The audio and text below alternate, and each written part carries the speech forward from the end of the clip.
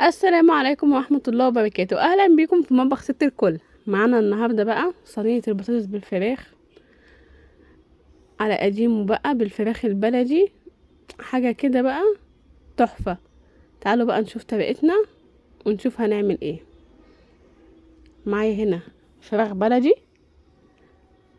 طبعا الفراخ دي غاسلينها كويس ومنضفينها، وانا بحب اتبل الفراخ قبل ما اسلقها ببصلايه مبشوره وملح وفلفل اسود.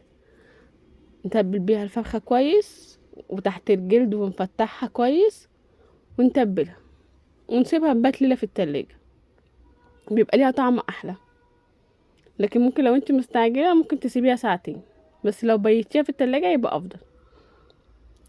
معانا هنا بقى المية المغلية بتاعتنا، المية بتاعتي غليت، نزلنا فيها الفراخ طبعا اول ما بنحطها نطلع الريم بتاعها نشيله. بعد كده نحط البهارات بتاعتنا، معانا ورق لورا وحبهان ومستكة وملح وفلفل، ومعانا فلفل اسود صحيح وجزر وبصل وطماطمايه. زي ما احنا شايفين الشوربه بقت عامله ازاي. طبعا بعد ما تاخد غلوتين نقلبها على الوش التاني، كل شويه طبعا نبص عليها. شايفين الجمال بجد. طبعا الفرخه عشان هنحطها على البطاطس فهنسلقها نص سوا مش سوا كامل. طلعت الفرخه بتاعتنا دي هنعمل لكم بيها وصفه تانية ان شاء الله. معايا هنا عصير طماطم ضربها في الخلاط عادي وبصفيها من التفل بتاعها زي ما احنا شايفين. صفينا الطماطم ومعانا البطاطس مقطعينها شرايح زي ما شفنا. معانا على عصير الطماطم هنا معلقه سكر. السكر هنا بيظبط الطعم ويعدل الحموضه بتاعه الطماطم، ومكعب مرقه ومعلقه هريسه ناعم. عندنا بقى طماطمايه وبصلايه وقرن فلفل رومي هنقطعهم شرايح زي ما احنا شايفين بالشكل ده.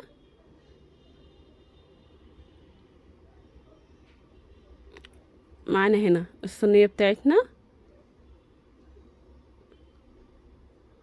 نحط فيها الخضار بتاعنا، ملح وفلفل اسود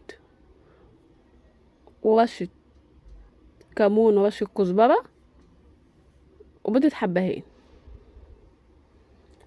هندعك كويس جدا بقى البصل بالطماطم بالفلفل بالتوابل بتاعتنا كويس جدا.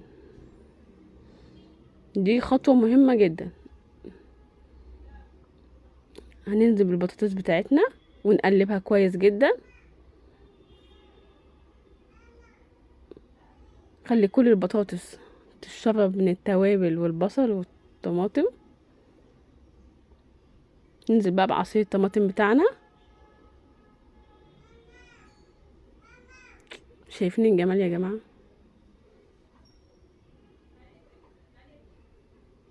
معانا بقى معلقة سمنة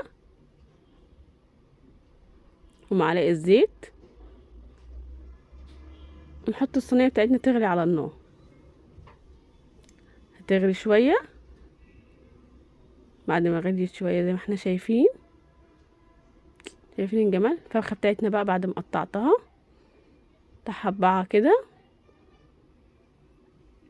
تعالوا بقى نعمل هنا خطوة مهمة جدا. كده صينية البطاطس بتاعتنا اتسبكت شوية. ناخد شوية صوص من سلطة الطماطم في صينية وأوريكم هنعمل ايه. انا رصيت الفرخة بتاعتي زي ما احنا شايفين، بغطي الفرخة بصوص الطماطم كده. لازم نغطيها كويس. وبقيت بقى حبة الصوص اللي انا خدتهم حطهم بقى فوق الوش كده تتغلف بيها كويس، ونرش عليها رشة فلفل اسود وندخلها الفرن.